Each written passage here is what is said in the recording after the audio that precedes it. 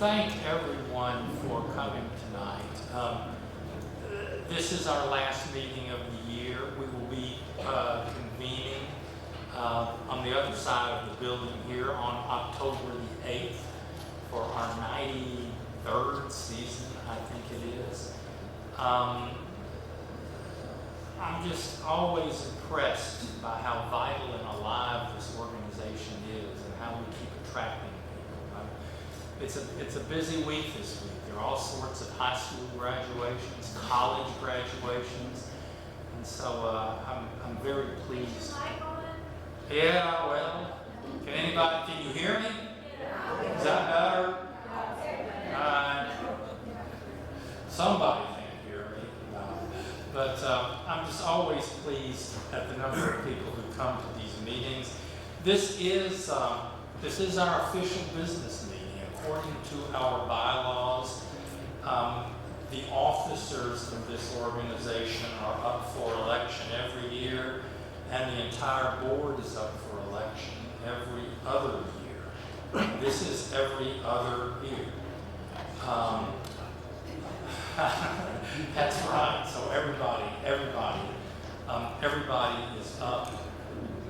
We have, I don't know, what have we got? 10 people we're going to vote for tonight, and we decided years ago to make this a little bit easier and just have a slate of candidates, and you either vote them all up or vote us all down.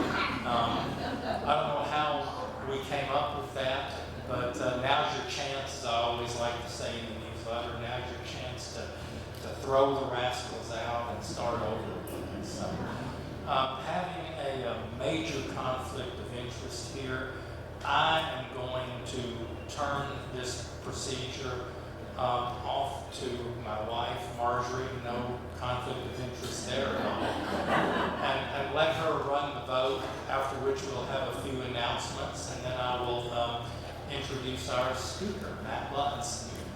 So come on up. Oh, that's right.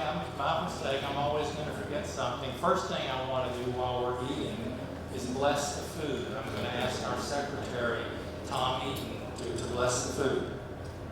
Am I also the chaplain? You are the chaplain. Let's pray, please. Heavenly Father, as we celebrate the 250th anniversary of our country, keep us mindful that human rights enshrined in our founding documents come from you. As our society researches and records our local history, guide this work that help perfect our founders' vision. We ask that you bless this food to our use and thus to your service.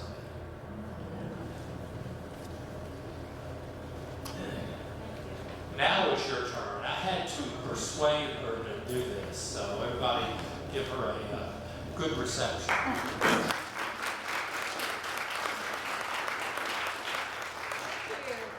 Well, y'all know me. I'm Marjorie Holiday, or as most people know me around here. Wow. Hold that thing As up. most of y'all know me around here, I'm Bob's wife. Okay?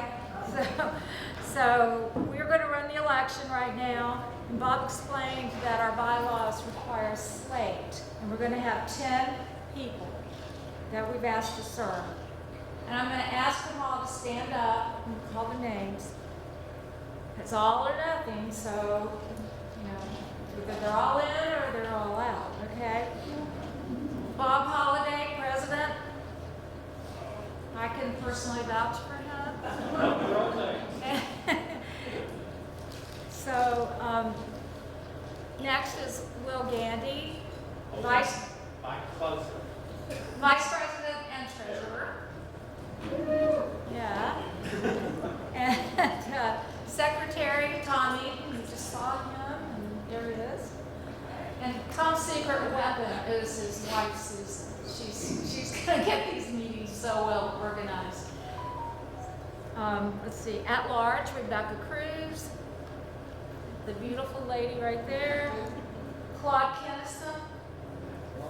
Oh, Rebecca is our membership coordinator, y'all. She's the one who keeps track of everybody who has signed up and registered and all that good stuff that I wouldn't have the faintest idea how to do.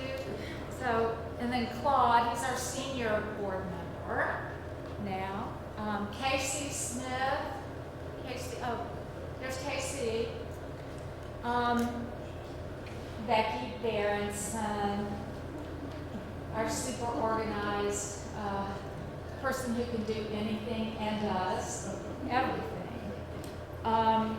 After our 3 new prospective board members are Nancy Stedman, she's a local realtor, and she's a lot of what she does is sell historic property, and a very interesting profession.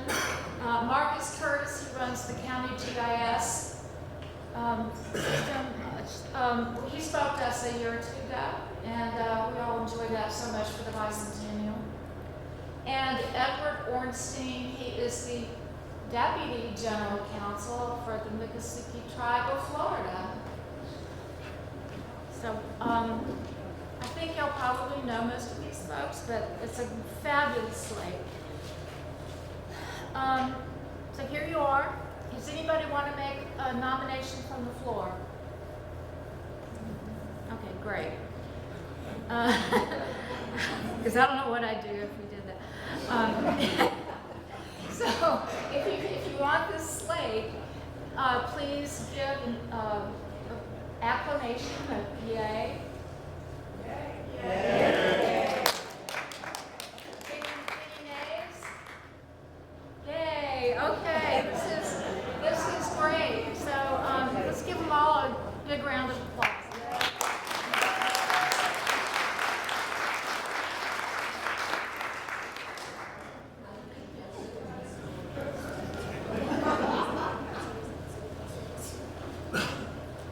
God, you all are in trouble now. Well, thank you, everyone. I think it's a very good board. We will carry on with various projects. We've got stuff coming up, and the most immediate thing we have coming up is the time travel Tallahassee that we're doing in collaboration with Theater with a Mission over at Goodwood. May 29th through 31st. We're going to, May the 29th, we've got 4 or 5 speakers coming in from out of town, including Jason Daniels with the Miccosukee Tribe, including Andrew Frank from FSU, including Aubrey Lorsdorf from FSU, and including Cathrin Duvall from the University of North Carolina, who just won the Pulitzer Prize for history a year or so ago. So it's going to be fun. Everybody should come over there.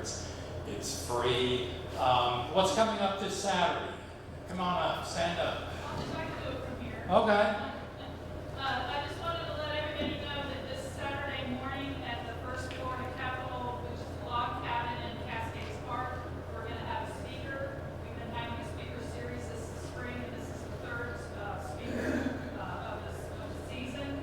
It's going to be Emancipation Unfolding, Freedom Across Time and Place. Dion Jenkins, who is a historian and museum professional at the John G. Riley Museum, will be our speaker. And so registration is required. It's a very small space. And if anybody's interested in registering, if you go to our Facebook page, First Florida Capitol, there'll be a link on there where you can register.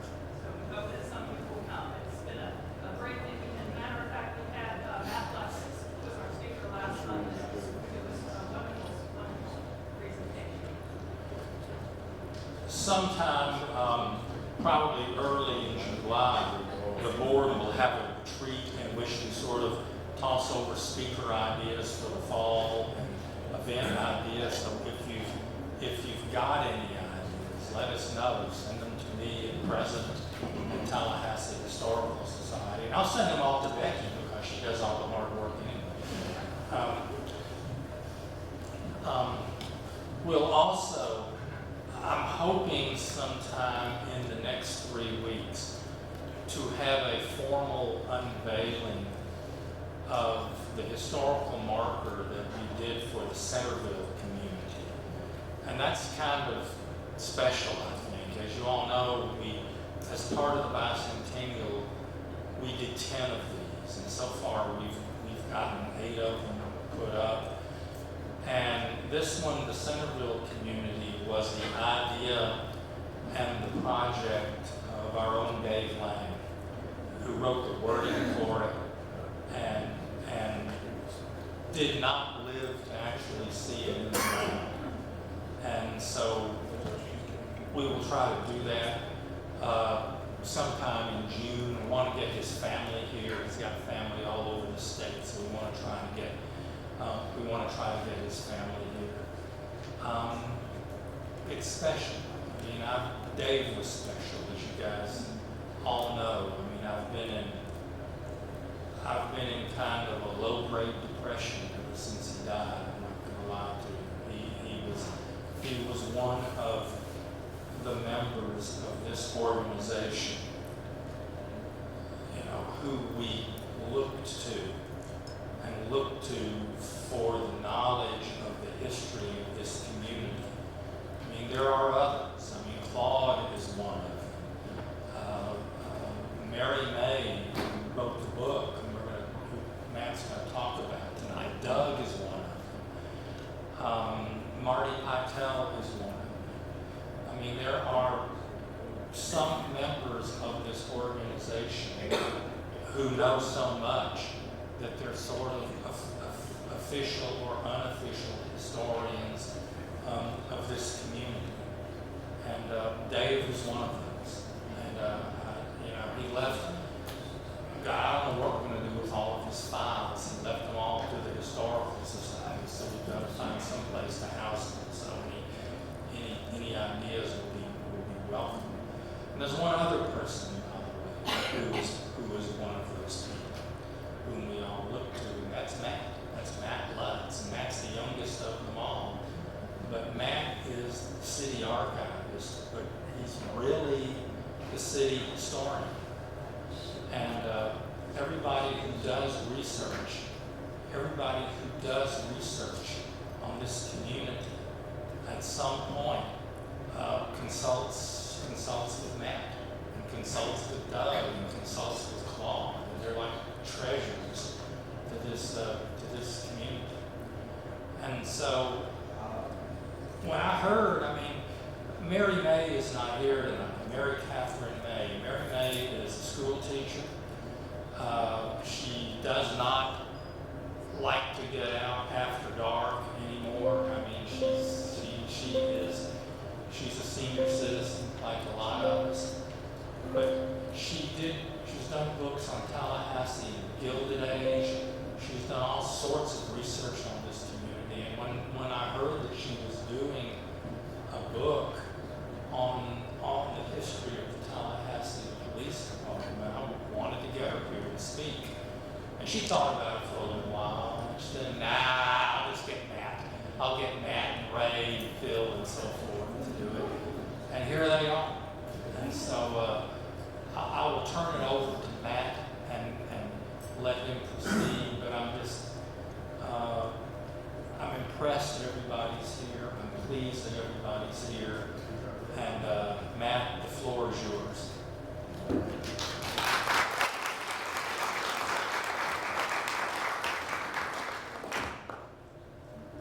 I'm going to take this and kind of walk around with it if I can. So I'll do my best to speak up so that you can hear me, but if anybody has difficulty hearing me, if you'll just kind of raise your hand and hold your hand to your ear, I'll get your signal and I'll try to speak up a little bit. So I'm Matt Lutz. I'm a longtime, I'm actually a native of Tallahassee, which is becoming increasingly rare these days. But I've worked for the city for the last 20 years and been a member here for a number of years. My two co-authors, unfortunately, could not be here tonight, so I did not intend to do this by myself. I thought I'd have a little help. So have a little pity on me as I do the slides tonight. So the primary author on this book is Mary May. So she has spoken a number of times here, and she's been a member of the community for a long, long time. She was a local educator, both at Rickards and at FSU schools.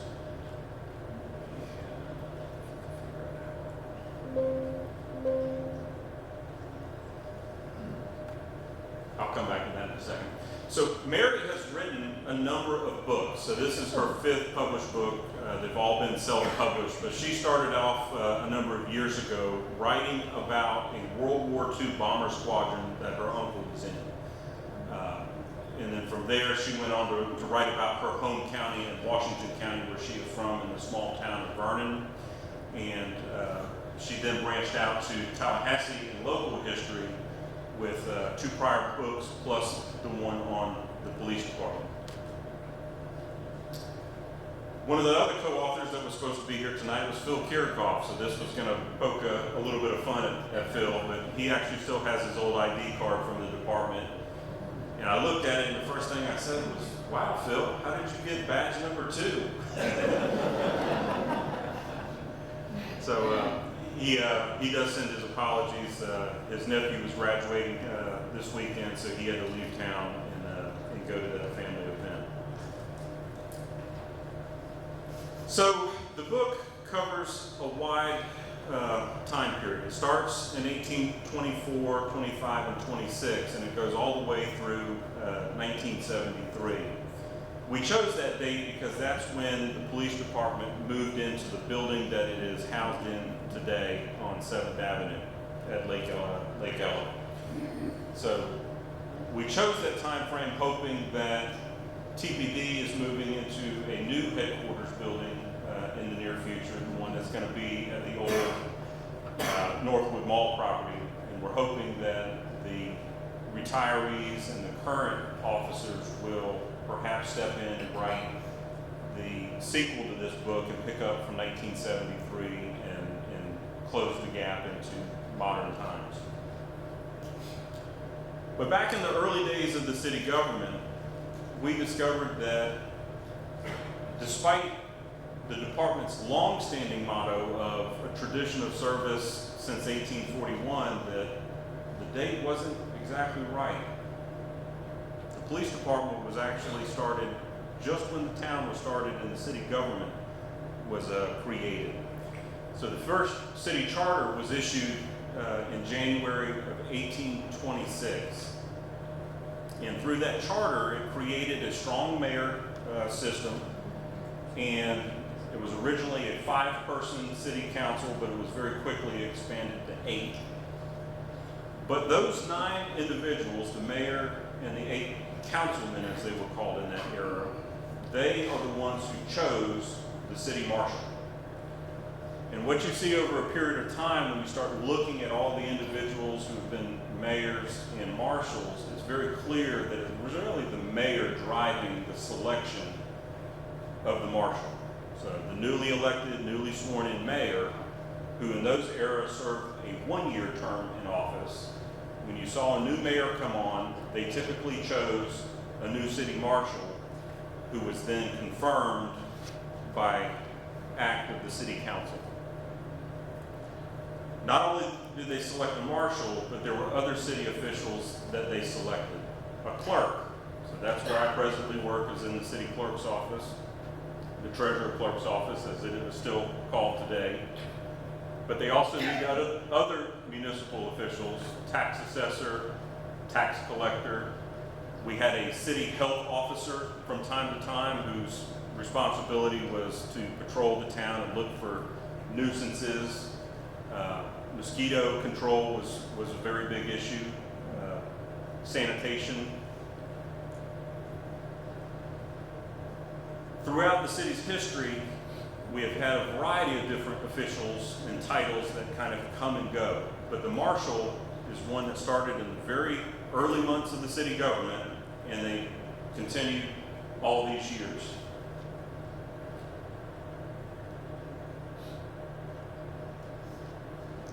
One of the other fun duties that the marshal got to do was removing dead animals from town. So what you'll see, if you read carefully through all of the different ordinances that we were able to piece together using old newspaper microfilm archives, is any unfavorable job that nobody else wanted to do usually got sent to the city marshal.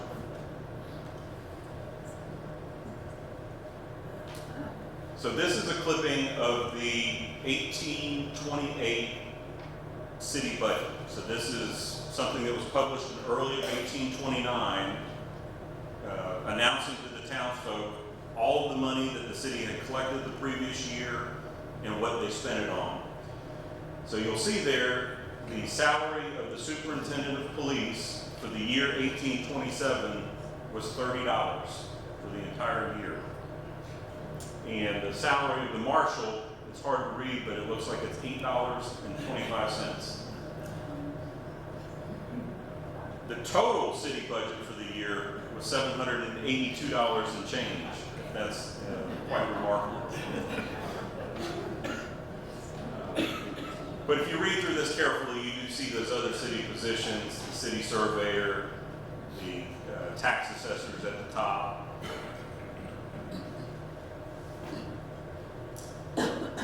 So what was quite challenging was trying to figure out who were all of the city marshals and the police chiefs since the beginning of time. So where do you go to find this kind of information? And it was not easy to piece together. And there's a bit of a story behind this. When Police Chief Dennis Jones was sworn into office, this is going back about 15 years ago, Chief Jones pulled me aside one day and said, you know, when they swore me in, they told me I was the 13th police chief. He said, I did the math, and that just doesn't seem right. You know, that means that every chief served, 10 or 15 years, and that just doesn't seem right. I said, well, Chief, I don't know, but I'll look into it. I'll see what we can figure out. So we set about trying to use the old city council and city commission records, and lo and behold, he was right. So it kind of set off an effort and a personal mission of mine to try to do a better job of documenting our city government's history. Nobody has really ever written anything comprehensive about that. So what started off as an effort simply to identify the police chiefs, I've done a lot of work trying to identify not only all of our city officials, but also the county officials. Because what you saw in the early days is a lot of the people who held city jobs bounced between city and county. For those of you who remember reading Gerald Inslee's articles, I used to help him with those from time to time. And I remember getting a phone call from him one day, and he was kind of in a panic. He said, I need to know how many police chiefs also served as the sheriff. And I went, Perk? Gerald is, Perk is what we call him. Gerald, I don't know. There's no way I can tell you that. Not quickly, at least. But through this, we set about collecting all this data, and we used a variety of sources. So the newspaper reels were critical, but there were plenty of names that we couldn't find in the newspaper. So after a lot of reading, it finally dawned on me that the marshal was also the city tax collector. That was one of his side duties. So after the city council levied the tax, it was his job to actually go knock on the doors and make sure people paid it. So looking for city tax collector records was one of the ways that we were able to fill in and find all of these names. So the first few years of the city, the records just didn't survive. We weren't able to really identify anybody from 1826 to 1830. But after that, we did a fairly good job. There was only 1 year there in 1836, as the Second Seminole War was raging. We were not able to identify the chief there. But some of these people are quite interesting. So James Bryan, that's at the top, he was a very unique individual. He bounced around, and he seemingly held just about every job in this town.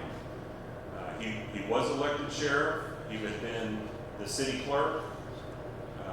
He had been the county tax collector, the city tax collector. It was quite amazing in his lifetime, all of the different things that he had done here locally in the community, and his name had pretty much been lost to time. The next year, one of the gentlemen, Needham Dudley, was interesting. He later became the lighthouse keeper down at St. Mark's, and he actually resided there until he died. Robert Welford, who served briefly was the clerk of the Superior Court here. So this is before statehood, so we had a Superior Court, and then the county court would have been considered the inferior court.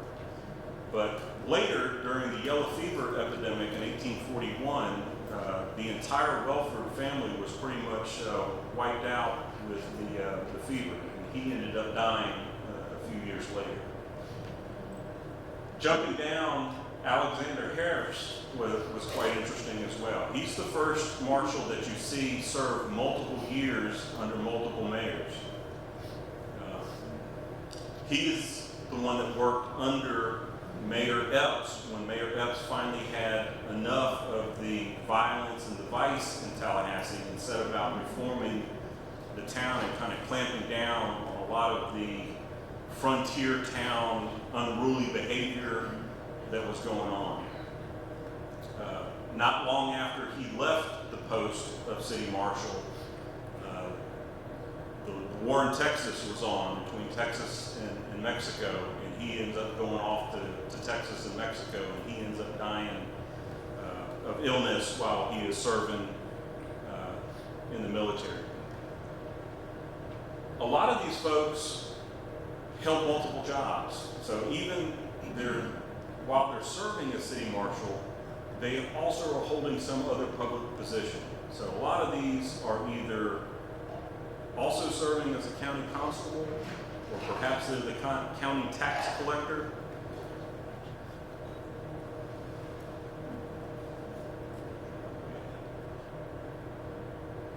So this list kind of brings us up to the start of the Civil War. And just after the war, Florida undergoes, like much of the South, a drastic change. I'm not having a lot of success with this. There we go. So after the Civil War, Reconstruction sets in. The Florida Constitution goes through 2 revisions. We have a Florida Constitution of 1865, and then 3 years later it's replaced with the Constitution of 1868.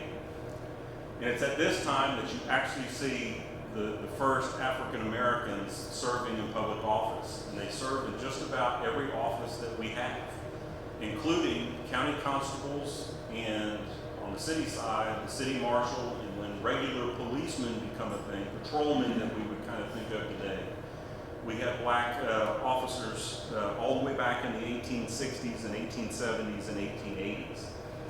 So with the election in the summer of 1868, just after the new Florida Constitution of 1868 was adopted, at county election in Leon County, every single one of the 12 county constables were African American.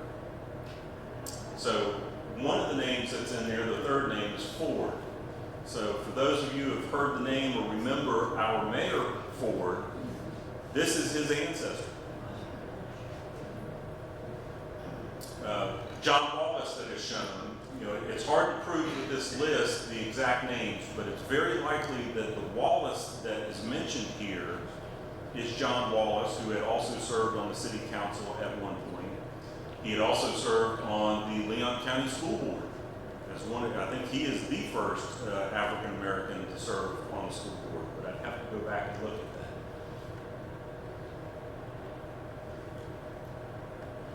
So soon after that election, you start to see the city government change. One of the provisions in Florida's 1868 Constitution was pretty much revoking and repealing any hindrances to African Americans serving.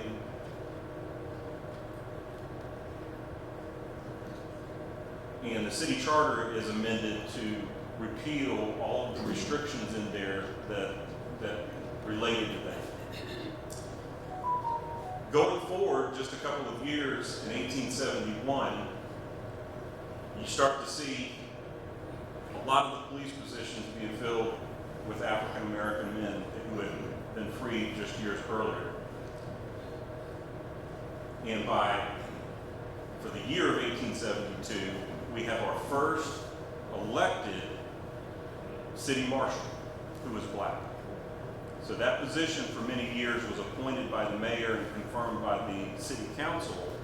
But after the Constitution of 1868 went in, that position became elected by the voters of the city.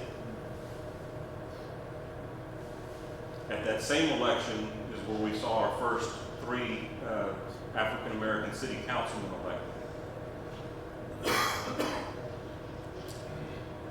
In that same year, all of the regular policemen who had been hired onto the city payroll to patrol the town, the entire police force, from the marshal and all the regular policemen, were African American. And it made the newspapers all over the country. So here on the screen, from Connecticut to Chicago. And we also found uniforms for the first time. So the council had authorized the expenditure for outfitting the police force with uniforms. Jumping ahead slightly, we get to 1892, which is a unique year for the police department. It's not really documented why, but they changed the title from city marshal and began calling that position the chief of police. So this picture was taken at the groundbreaking for the new federal building, which was primarily the U.S. Post Office, but it was also used as a federal courthouse. So this structure would have been located at the corner of Park Avenue and Adams, where the DoubleTree Hotel sits today. So I've zoomed in on this. This is a much larger picture, and it kind of shows everybody holding shovels, and they're actually beginning the excavation work for the construction of that. But this is the earliest photo that we could find of our local police in uniform. So the 2 individuals that have the 3, you can kind of see the Civil War style kepi hat. They've got the frock coats, but they are wearing a belt. It's kind of hard to tell in the photo, and a club. The police chief is this gentleman here, number 2, Henry Bernreuter. He had also, earlier in his life, been the Leon County Sheriff.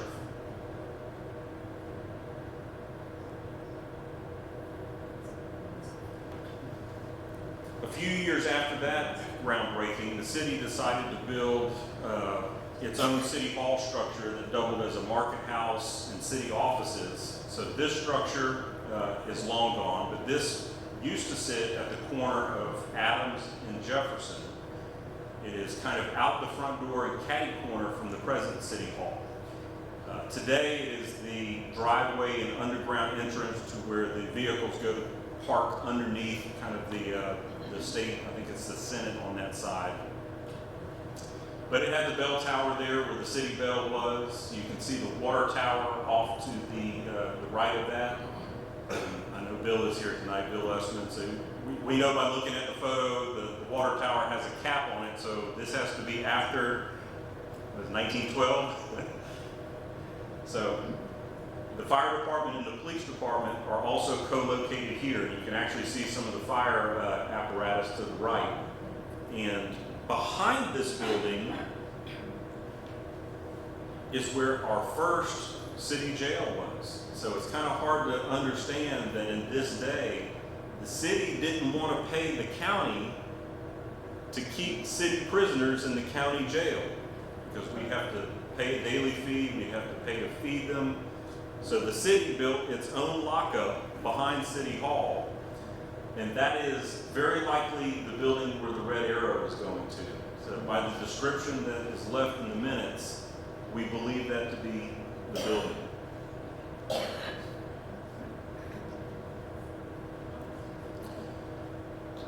So I'm kind of closing towards the end of my slides here. So we were able to find some of the photos of the police chiefs going back to this era. So this is Bill Crowder. What's interesting, 7th Avenue, where the present police station is, at one time used to be called Capitol Boulevard, before they renamed some of the streets to get everything numbered sequentially as avenues.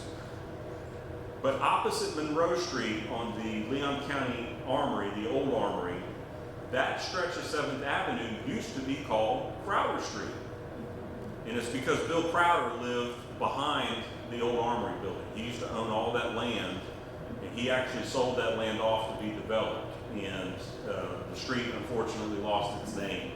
He is related to Crowder's out north on North Monroe. It is the same family.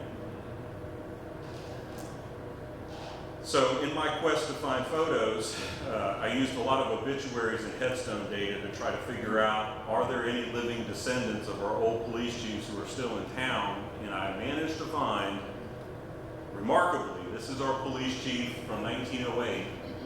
His daughter was still alive. So her name was Ola Hawes Joyce, and she was very interesting to speak to her. And speaking to her and her husband, I figured out that I'm actually a cousin to her husband. But this is him sitting on his horse.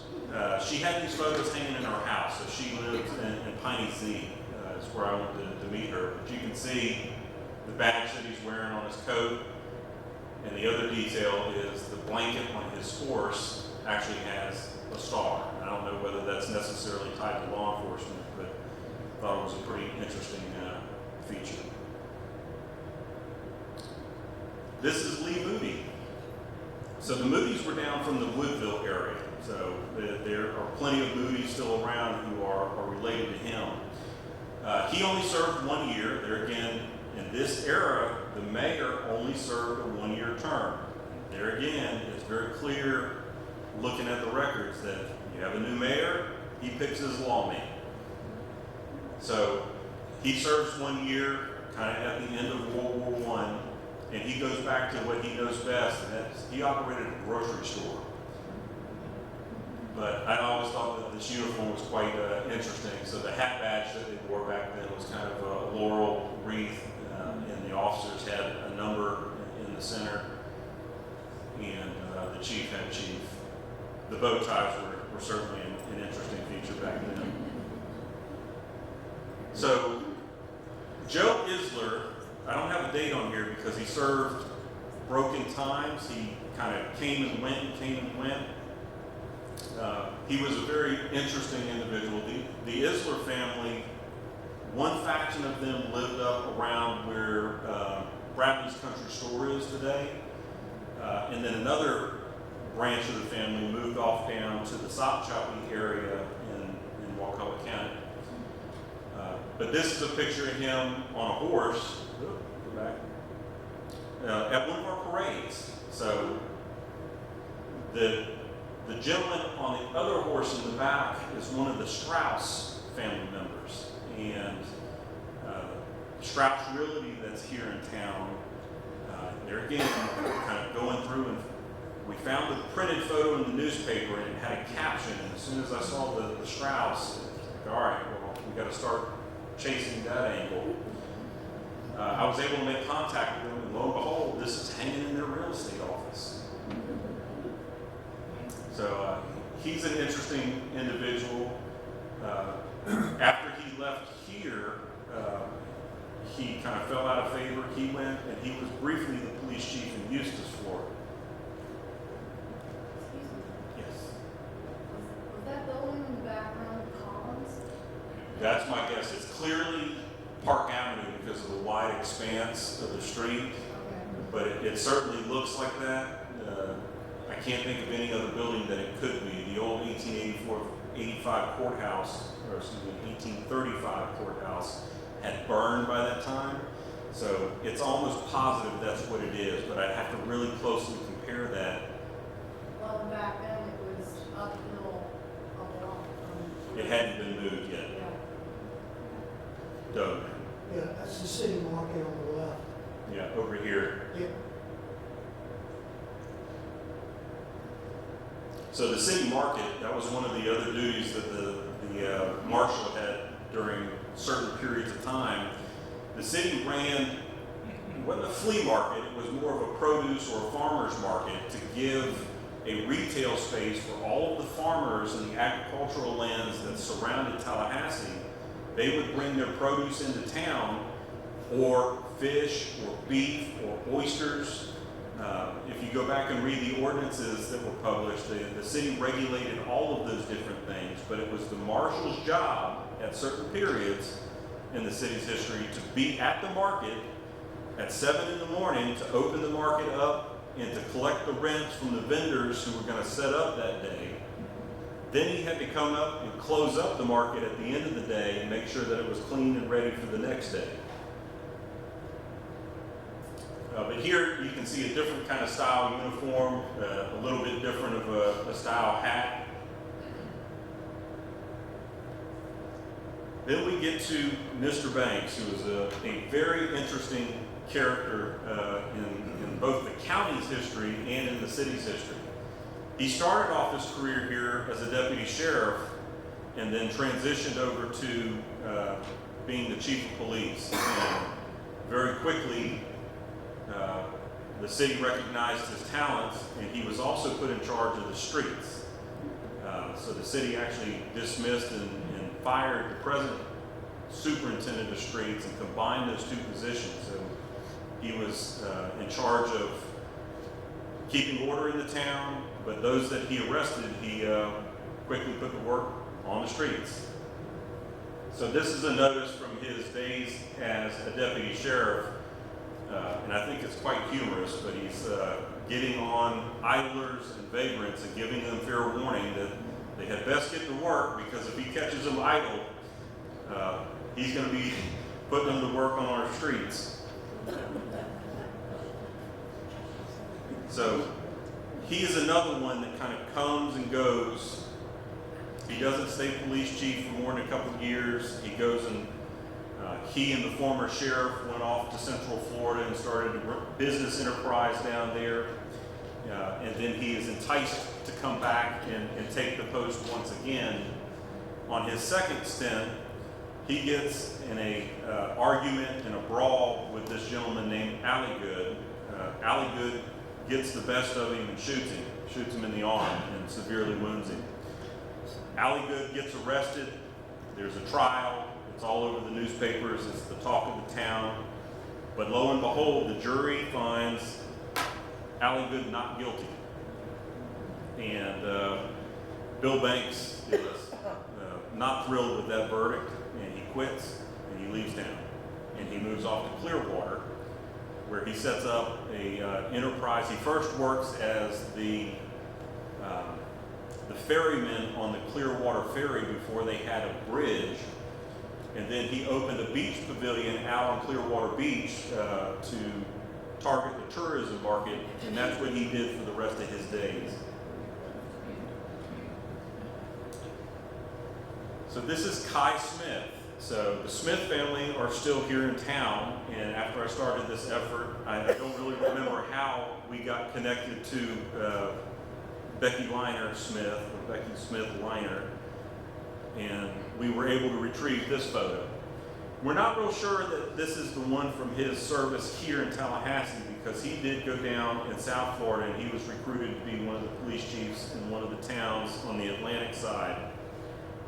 There's a good story of his exploits down south with one of the well-known criminal gangs, and they got into a shootout with, this is in the 30s. So he's quite interesting, but here we can see a little bit different style of a uniform with a different hat, different tie instead of the bow tie.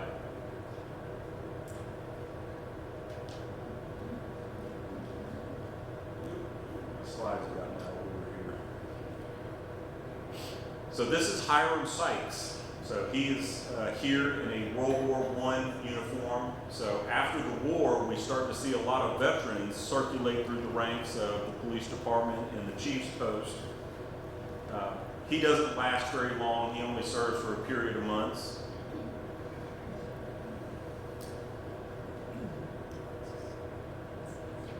My slides have gotten out of order somehow, so bear with me. And then kind of coming to modern times, Gideon Pallage, or Gid Pallage, was recruited from Clearwater, so he came up, and he was the police chief during the early days of World War II. and then going all the way through our present chief, Revel. So Bill Hurlbert, that's here, is an interesting gentleman. He is from the Jacksonville area. And as soon as I looked at his middle name of Eubank, I went, well, he's a Eubank, he's from Jacksonville, he's got to be another one of my cousins. And sure enough, he is. So he's interesting. So we're still in the wartime period, and all of the military-aged men and the veterans of service are being called off to war. So you have World War II, and shortly thereafter, the Korean War flares up. So Montgomery is a Navy man. So he goes back into the service and leaves, and he kind of comes and goes. But after he goes the second time, the city recruits Hurlbert to come in from Jax to fill the chief's post. He has a long law enforcement career. He worked at the City of Jacksonville Police Department, but he was also in the Army and the Army Reserves. He was a colonel. He was a provost in the Army, so he was a military policeman, and he had been the provost over at Camp Landing in the Jacksonville area. What's unique about Bill Hurlbert is he makes the decision, we need black officers on the police force. And that's what you see in the 1950s, in the Korean era, is he hires 3 black officers at the same time.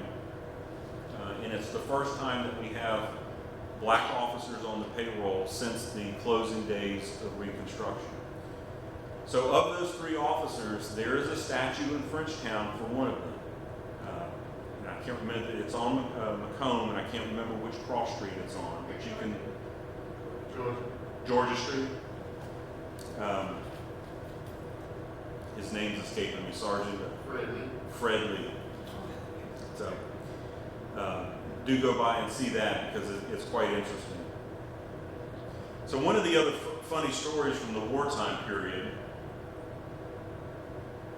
is we have this sprawling Army base here in Tallahassee, Dale Mabry Field, and they have their own MPs that work in conjunction with the city officers and the county deputies. But the intelligence officer on the Army side says, I wonder what would happen, what would the town people do if they saw German soldiers walking around our town? So they took 2 captains, Army captains, and they outfitted them with German uniforms, and they dropped them off in downtown. So they didn't drop them off alone. They had kind of a shadow, so they had other Army personnel in plain clothes close at hand to make sure that these 2 didn't get harmed. But they started off, of all places, where? At our police station. So these 2, speaking nothing but German and a little bit of French, set off to just stroll around the town. They go into Fane's drugstore. They go into McCrory's. They go into a shop that was an amusement center, kind of a party store, where they got a little bit of a reception, but not much. So they said, oh, well, there's a piano in here, so I guess I'll be obnoxious and sit down and jam on this piano. But even that didn't garner them much attention, so they got up, and as the article says, they strolled out just as casually as they entered the store. So the military folks and the police chief and the mayor were a little aghast that these 2 had literally gone all over town into all of these stores, speaking German, stopping people on the street to ask them for a light for their cigarette. They didn't get harmed. Well, they got killed, but they got killed with kindness. It's one of the more humorous stories that I could find. So here's a few days later in the newspaper after they've had the time to digest this, but this is the picture of the 2 in their German Africa Corps uniforms, flanked by the mayor and one of the members of the Chamber of Commerce. So our tradition of Southern hospitality is very, very old around here. But what you start to see after World War II is a modernization of just about everything in our country, including the police force, and the technology that the military uses began entering the police force. So you really start to see the use of two-way radios and all of this stuff that has a more military appearance to it in a military function. You start to see better training. The workforce, for the most part, are all veterans. They just have a different way of operating than farmers did, because that was kind of, many of the police officers prior to that had either grown up on the farm, some of them had been in blacksmithing, or they were mechanics, or they worked in the livery stable. But once the war let out, you had all the men returning, and that was one of the things that they did. If they didn't go into police service, they went into the fire department. So a lot of my ancestors, I'm now 4 generations on and off who've worked for the city government. My great-grandfather went to work for the fire department, as did his brother.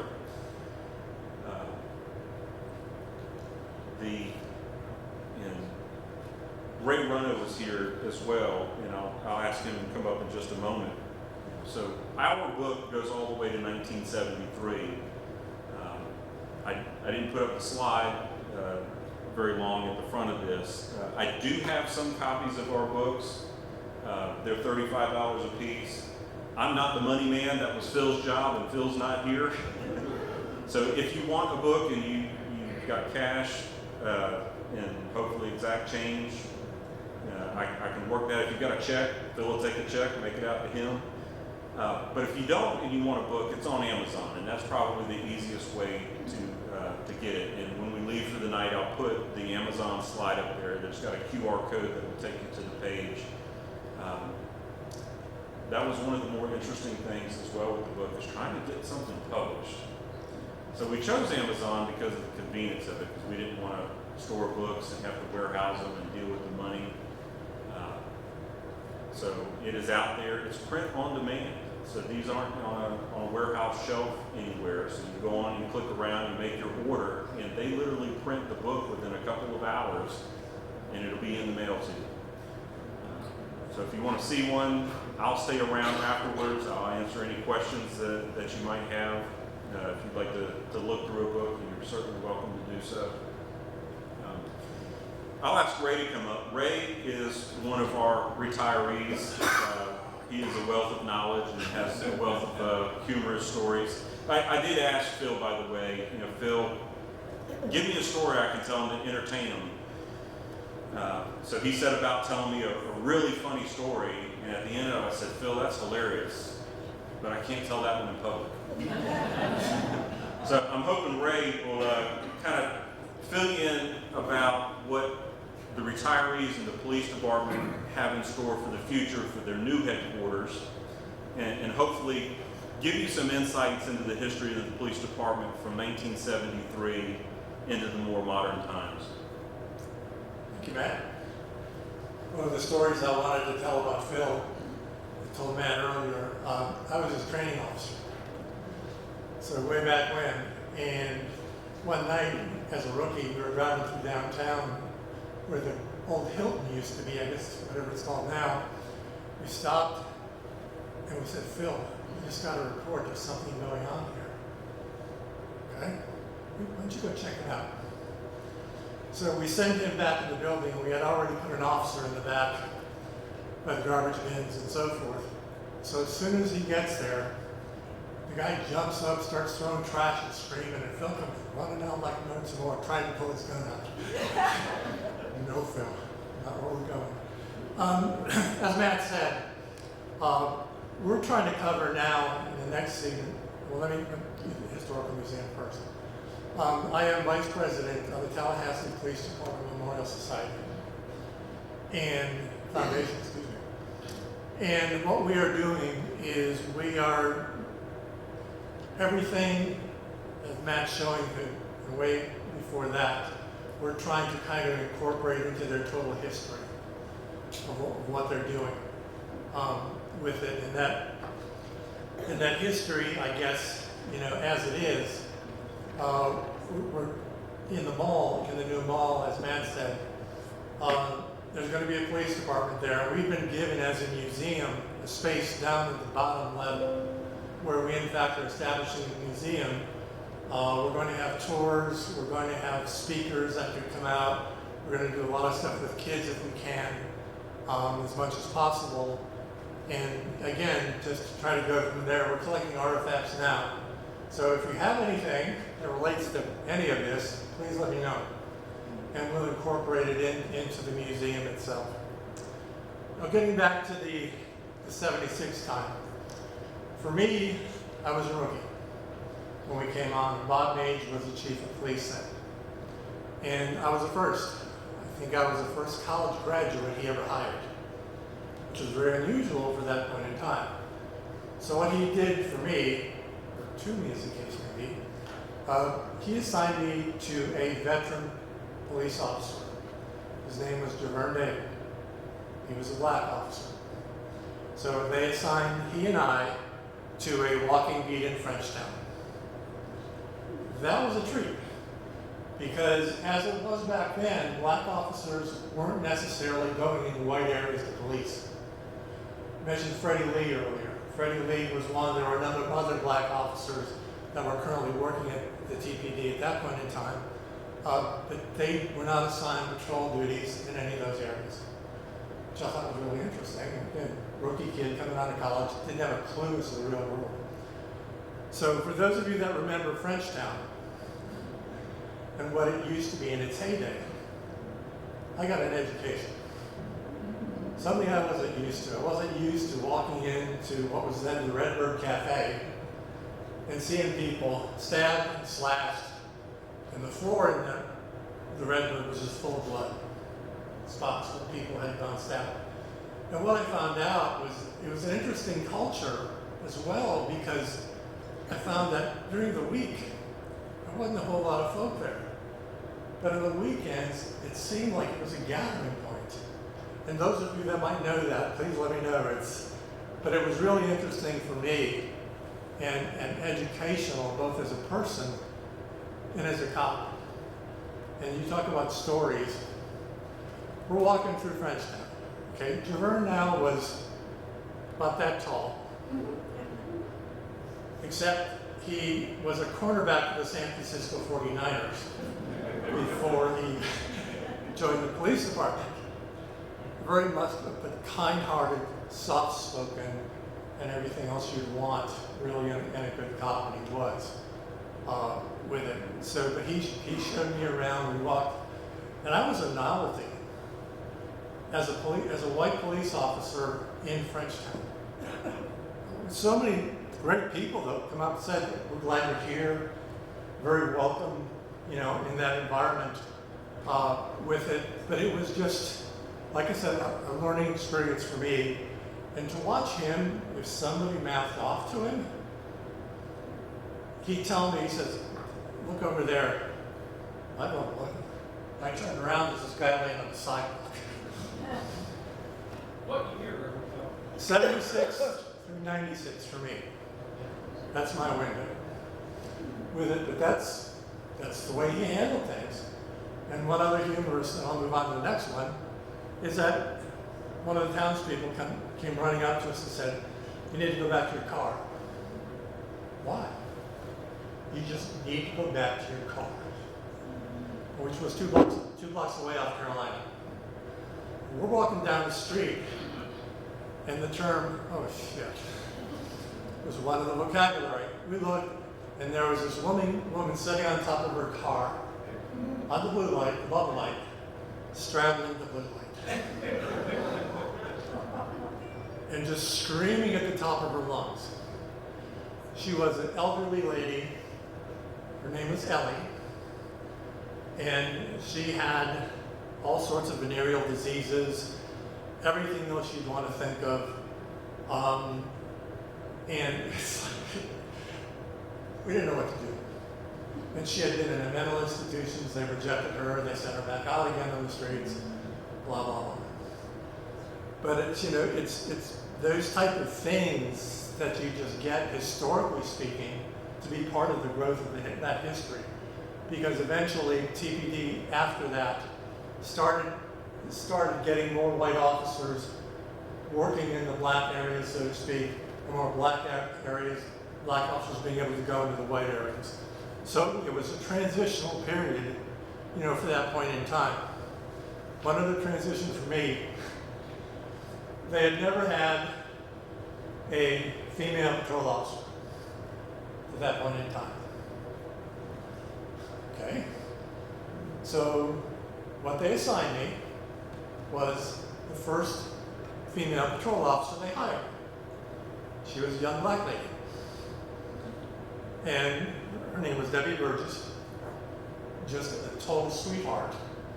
But a person that eventually ended up in the Secret Service, you know, down the road in her next adventure.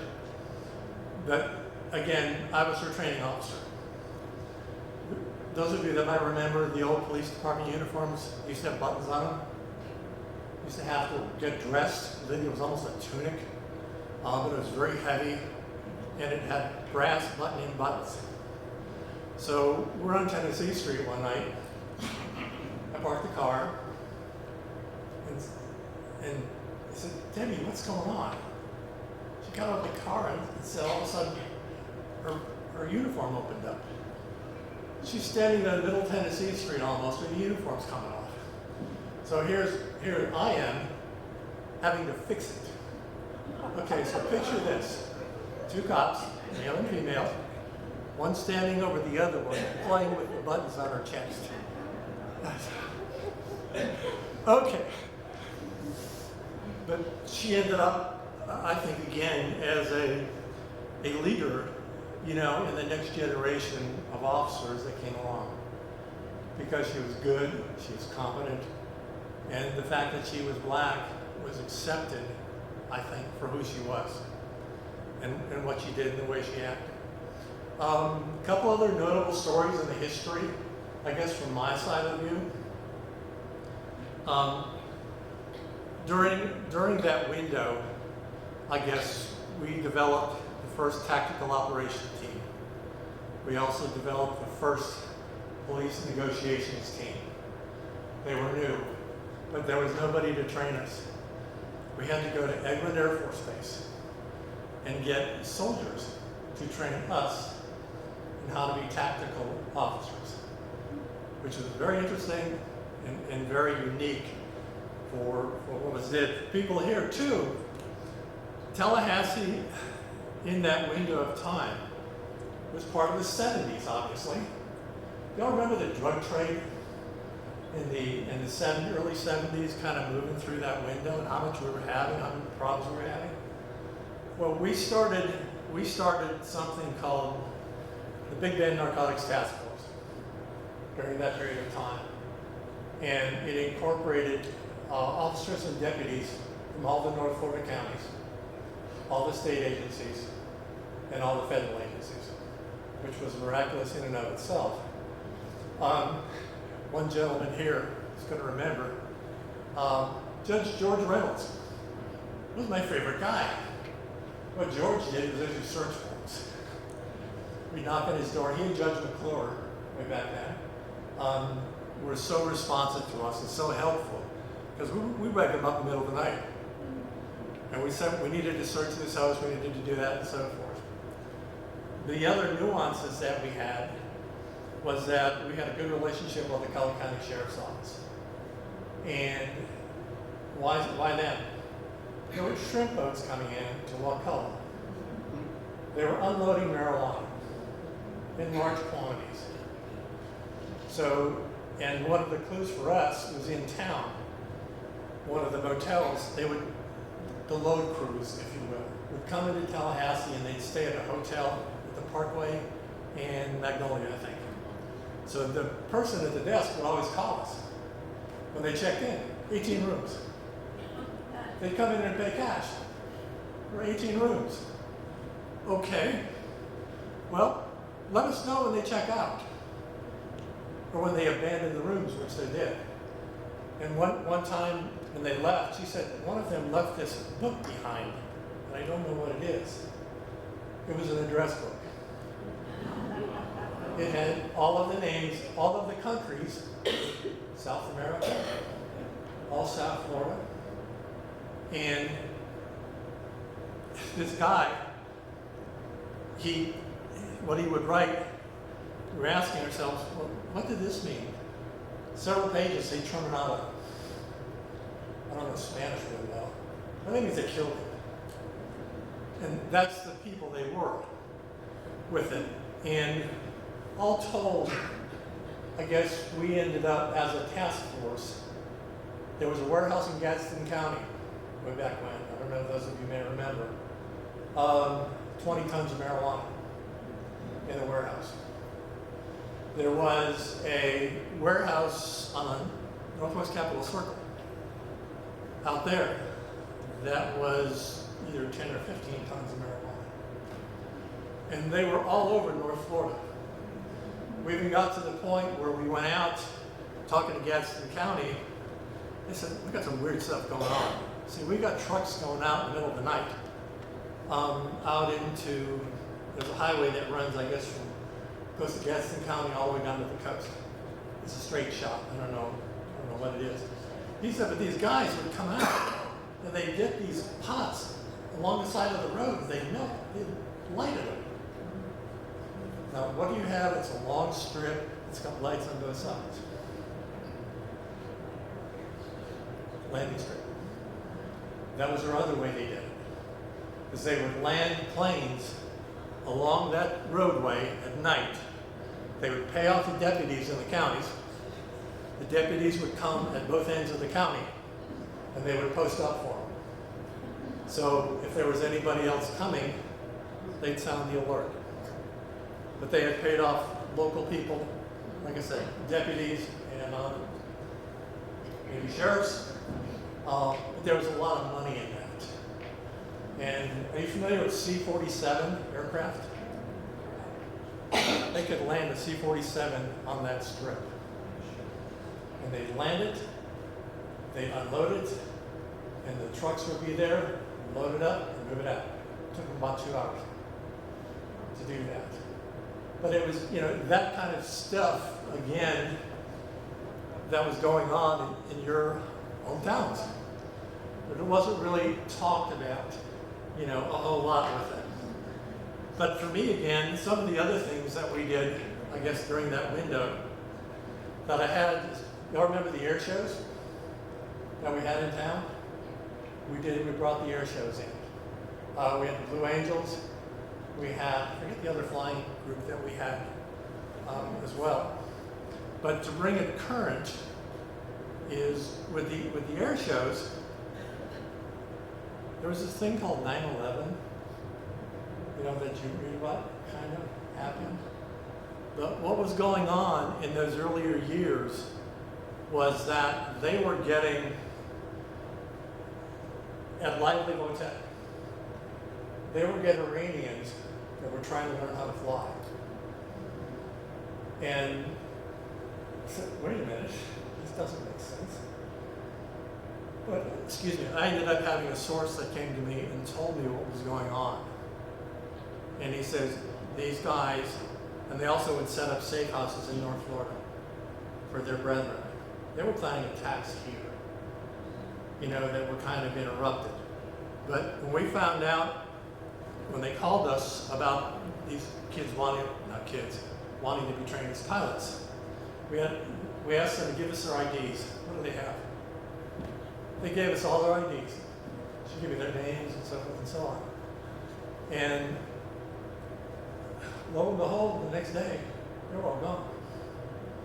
As soon as they found out that we were asking about them, they left. This is pre-9/11. So, history kind of goes on and repeats itself. But, again, your police department is constantly evolving. I'm currently the vice president of the Tallahassee Police Department. I mentioned earlier the museum. We've got a really nice space in the bottom of the mall coming, so your grandchildren, your kids, whatever, we're planning on, being able to move in late this year. And we're planning to open the museum probably in early 2027 with it. So that's just a few of the adventures that we've had. We've worked with Matt a lot, you know, kind of on history stuff. But anyway, any questions? Is it true that Tallahassee had a police department before New York City? I think so. I don't know. It's an interesting question. I have heard that Tallahassee had a police department before New York City. Yes, that's correct. So the question was, did Tallahassee's police force predate New York City? So Andy says yes. I'm not so convinced. So what is difficult, and you got to kind of think about America and the East Coast and the coastal towns, they had been there literally since the 15 and 1600s. So the likelihood that these larger towns who were organized, that they didn't have a town level officer, I find it hard to believe. The difficult part of this is most of these records are long gone. So we don't really have a conclusive way to prove one way or the other. Here in Florida, it was very easy to show that there were already officers in both St. Augustine and in Pensacola, the two principal towns of the Florida Territory. They had city marshals or city constables in the early days of their towns. I believe from my study that New York had the first place called the fire marshal, because they walked in at night and looked for fire as well as the police officer. Yeah, so that's very possible. It makes it, with the lack of verifiable records, it's very difficult to positively answer these kinds of questions. But just looking in the Florida landscape, in the early towns that are incorporated where the state or the territorial council at that era issued a city charter to these small towns, you can go and find the early ordinances of those towns, like Quincy. And one of the first things that you'll find are ordinances referencing either the town marshal or the town constable. So it's very clear when you start looking over a wide geographic area that when a new town crops up, they almost always have their own lawman. I saw another hand, yes. I'm just curious about how pre-9/11 was it that occurred? In the late 70s. Late 70s? Yep. And it shows, I had another gentleman who was an Iranian, and he asked me one day, he said, I need to meet with you. And it was a clandestine meeting. He said, these people here are here to do you no good. He said, they're plotting and they're scheming and they have cells all over Florida that they're working with. He was Iranian, so there were people that he knew many of them. Yeah. So again, it just, things are going on in your sleepy little community that they're kind of unknown to a lot of folks, which is not a bad thing. With it, but it just shows how, again, current context, how well prepared they are to do things. And I know when 9/11 occurred, I was standing on the second floor in City Hall with Anita Favors as we're watching the Capitol being evacuated, because there was such a fear that we were next. With it, you can't imagine standing up and looking at, streaming out of the Capitol, just because of unknown. But you don't know what's going to happen next. Thank you, guys. So again, I thank everybody for coming.